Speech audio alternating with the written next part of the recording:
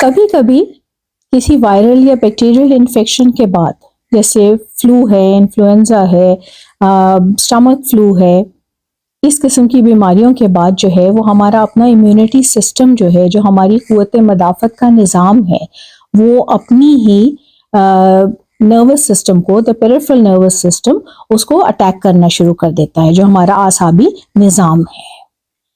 तो इसको सुनने में तो बहुत अजीब सी बात लगती है, लेकिन ऐसा होता है। और इस बीमारी को जो है वो गियां बारे सिंड्रोम कहते हैं। ये एक रेयर टाइप का ऑटो इम्यून न्यूरोलॉजिकल डिसऑर्डर है, जो कि अपनी ही जो है वो नर्व्स को जब डैमेज करना शुरू कर देता है तो उनके अंदर सोजिश हो जाती है, उनकी जो माइलिन शीट्स हैं वो डैमेज हो जाती हैं, जिसकी वजह से मुख्तलिफ किस्म के सिम्टम्स इंसान में नज़र आते हैं। ये डिजीज़ जो है वो 2 से 4 हफ्ते तक प्रोग्रेस करती है और फिर वो खुद ब खुद जो है वो कंट्रोल में आ जाती है। लेकिन इन 2 से 4 हफ्तों में बहुत से लोग जो हैं वो इसका शिकार हो जाते हैं। इसका मोर्टालिटी रेट अराउंड 7.5% है और वैसे ये कोई 2 लोगों को होती है 1 लाख लोगों में से। लेकिन रिसेंटली चंद हफ्तों से महाराष्ट्र से डिस्ट्रिक्ट जो है वो इंडिया का, वहाँ पे इसके कोई 163 सस्पेक्टेड केसेस आ चुके हैं, जिनमें से 5 लोगों की मौत हो चुकी है इसकी वजह से, और 28 या उससे ज़्यादा लोग जो हैं वो ऑलरेडी वेंटिलेटर्स पे हैं। तो इसके बारे में मालूम होना चाहिए ये क्या है, ताकि हम बर वक्त जो है वो डॉक्टर के पास पहुंच सकें और इसके इफेक्ट्स को कम से कम कर सकें और किसी की ज़िंदगी बचाने में मदद कर सकें। मैं हूं डॉक्टर मरियम अतीक और इसी गियां बारे सिंड्रोम के बारे में आज हम बात करते हैं। तो ये एक रेयर डिसऑर्डर है, ये ट्रीटेबल है, लेकिन ये बहुत तेज़ी से जो है ये प्रोग्रेस करता है। तो बर वक्त इसकी तशखीस और इसके लिए इलाज जो भी मुमकिन है वो करना बहुत ज़रूरी है जान बचाने के लिए। तो पता कैसे चलता है? एक तो प्रीवियस हिस्ट्री होगी कि जी आपको किसी किस्म का स्टमक फ्लू वगैरह हुआ है या और कोई इन्फेक्शन हुई है, और उसके बाद जो है वो एकदम से आपको ऐसा महसूस होगा कि आपकी जो है वो लिम्स जो हैं, जो पाँव हैं और जो हाथ हैं, उनके अंदर आपको टिंगलिंग, सनसनाहट शुरू हो जाएगी, उनमें आपको वीकनेस शुरू हो जाएगी, कमज़ोरी महसूस होगी, चीज़ें पकड़ना मुश्किल हो जाएगा। और अगर ये और प्रोग्रेस करती है तो वो बिल्कुल सुन्न हो जाएंगे और उसके बाद जो है उनके अंदर फालिज हो जाएगा, उनमें पैरालिसिस हो जाएगा। शुरू होती है ये पैरों से और टांगों से और ये ऊपर की तरफ बढ़ती है, और जब ये ऊपर आती है तो ये हमारे मुंह को, आँखों को, हमारे लंग्स को, हमारे हार्ट को, सबको ये अफेक्ट कर सकती है। तो जब ये हमारे फेस तक आती है, हैंड्स में भी वही टिंगलिंग और आपकी सनसनाहट और ये सब हो गया, वीकनेस हो गई, चीज़ें पकड़ना मुश्किल हो गया। फिर ये आंखों की तरफ आई तो आपको डबल विजन होना शुरू हो जाएगा।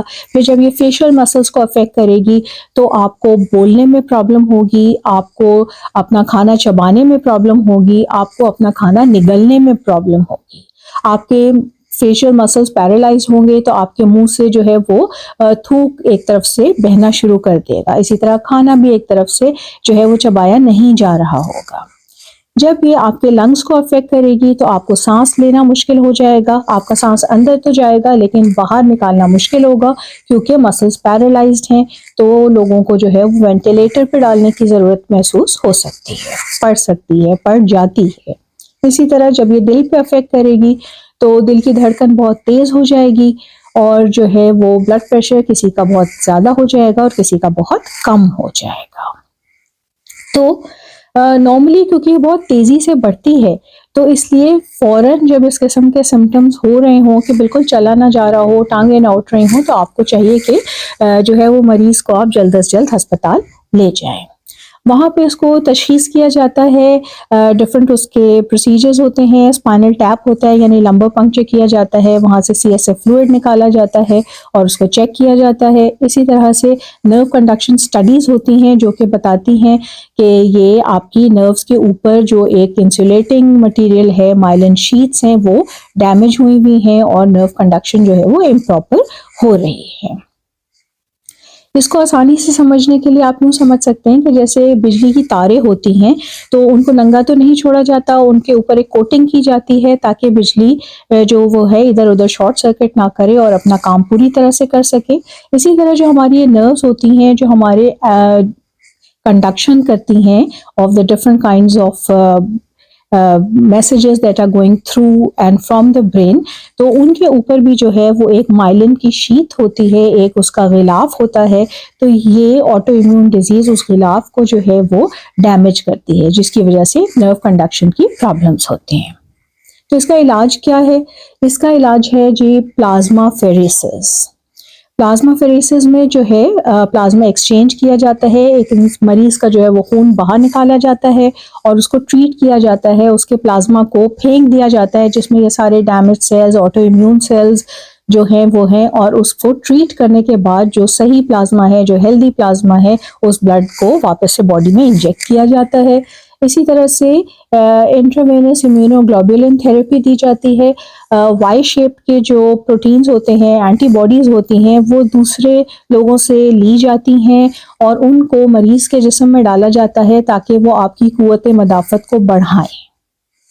फिर जिनको सांस लेने में मुश्किल हो रही है मसल पैरालिसिस की वजह से, उनको वेंटिलेटर्स पे डालना पड़ता है ताकि उनका सांस बहाल रहे। सांस चलेगी तो बाकी निज़ाम अपने आप को हील करने में मदद करेगा। फिर इसी तरह से जिनको सपोर्टिव केयर की ज़रूरत है कि वो चल नहीं सक रहे हैं, खाना नहीं खा सक रहे हैं, बोल नहीं सक रहे हैं, उस सपोर्टिव केयर आपको देनी पड़ेगी।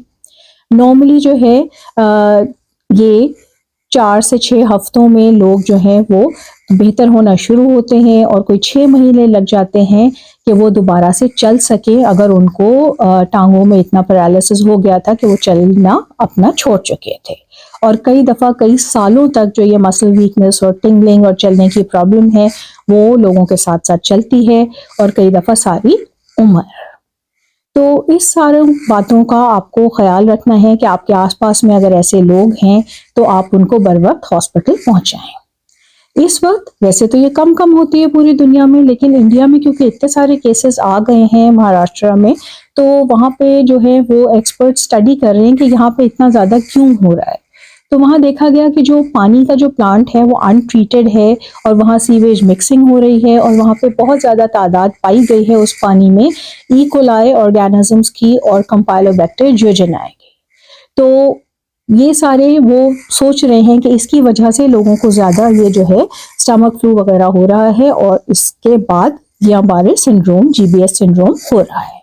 तो आप प्रिवेंशन के लिए क्या कर सकते हैं कि आप अपनी हाइजीन मेंटेन कीजिए, पर्सनल हाइजीन मेंटेन कीजिए, अच्छे से नहा धो के, साफ रह के और स्पेशली हाथ धो के बार-बार और स्पेशली वॉशरूम से आने के बाद। और इसी तरह आप अपनी फूड हाइजीन को मेंटेन कीजिए, आपका पीने का पानी साफ होना चाहिए, क्योंकि इन सब की वजूहात से अगर ये आप नहीं करेंगे तो आपको रेस्पिरेटरी इलनेसेस और आपको स्टमक इलनेसेस ज़्यादा होंगी और इसकी वजह से आप गियान-बारे सिंड्रोम का शिकार हो सकते हैं।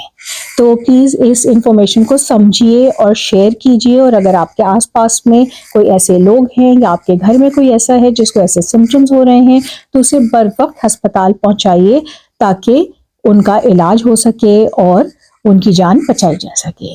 थैंक यू एंड अस्सलाम वालेकुम। फिर इंशाल्लाह मिलते हैं एक और टॉपिक के साथ।